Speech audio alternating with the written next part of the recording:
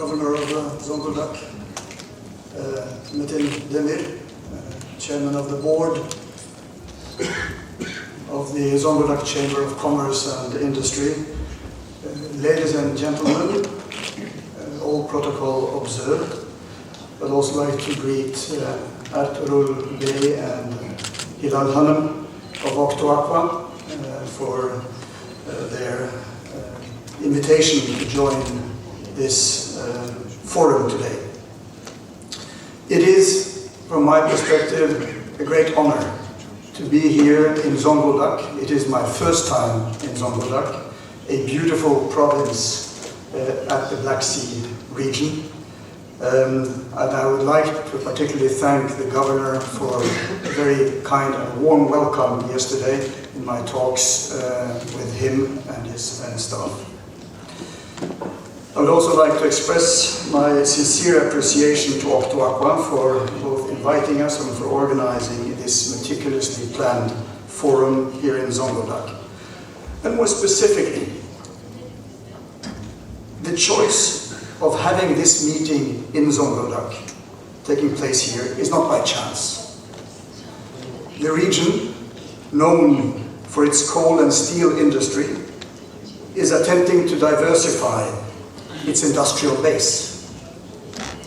And what is more natural than to look towards aquaculture sector with the abundant resources provided by Karadeniz. As this is only the third time the Kontak Forum is being held, and considering the broad participation that I see here, both from Turkish industrial interest and Norwegian companies, it gives me, as ambassador to Turkey, a very strong impression that the commercial relationship, the business relationship between our two countries is moving in the right direction. The Kontak Forum has in a very, very short time become a great platform for cooperation between Turkey and Norway in terms of business development and trade in the aquaculture sector. Our discussions today will give us a chance to learn about the aquaculture sector in Turkey, which is open and ready for growth. And further, we will hear from Norwegian companies how they can contribute to make the development of this sector in Turkey more efficient and sustainable, and even with a produce of maybe even higher quality. Norway's leadership in aquaculture has been mentioned by several, and it is built on regulations and protects environment and fair play, close monitoring, and a sustained commitment to research. Norwegian fish farming began in the 1970s, well over 50 years ago, with the breeding of ocean-farmed salmon in floating sea cages. In northern Norway, the first official aquaculture production was recorded in 1976, with around 300 tons of farmed fish sold. Half a century later, Norway has become the world's largest producer and exporter of salmon and seafood. In the first half of 2025 alone, we exported 1.3 million tons of seafood, setting a record of Norwegian kroner 85.2 billion in sales. Our experience, backed by research and advanced technology, ensures food safety and the sustainable future of aquaculture. Norwegian companies are developing cutting-edge solutions in not just aquaculture, but also in shipbuilding to transport the aquacultural products. So in addition to being effective and efficient, our vessels are also increasingly powered by low-emission technologies, including hybrid and fully electric systems. And I would add, some of these vessels are also being built by shipyards here in Turkey.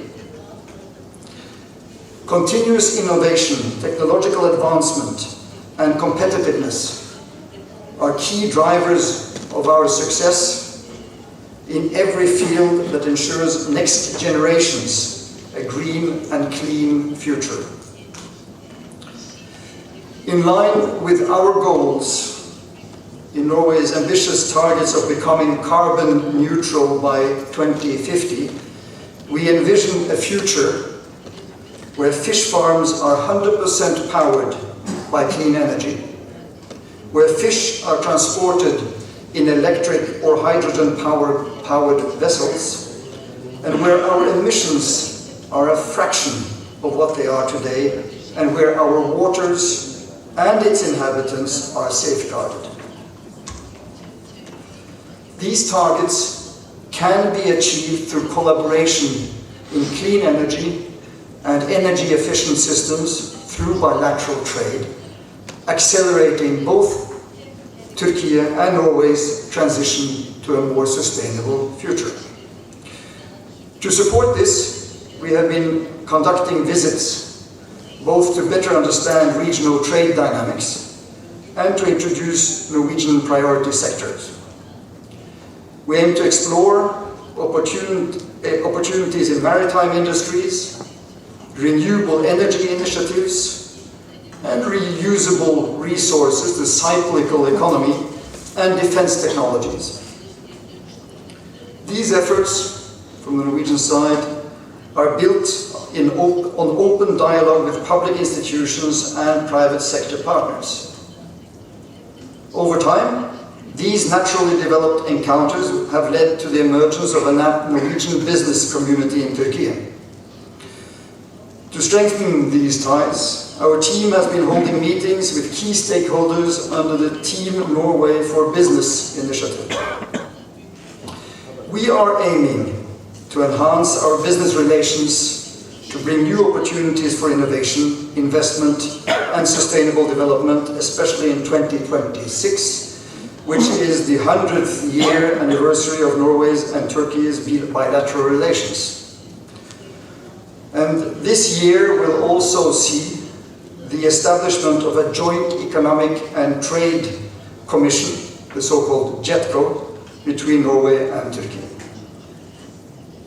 I won't go into any further details here, as our panelists who have traveled to present and showcase our technologies will provide you with deeper insight. And I will also point your attention to Eksfin's presentation later on today. Marie Sørli is joining us from Norway. Good to see you, Marie. And her presentation will take place this afternoon. Thank you all very much for your attention, and I wish us all a good and productive session with good talks. Thank you.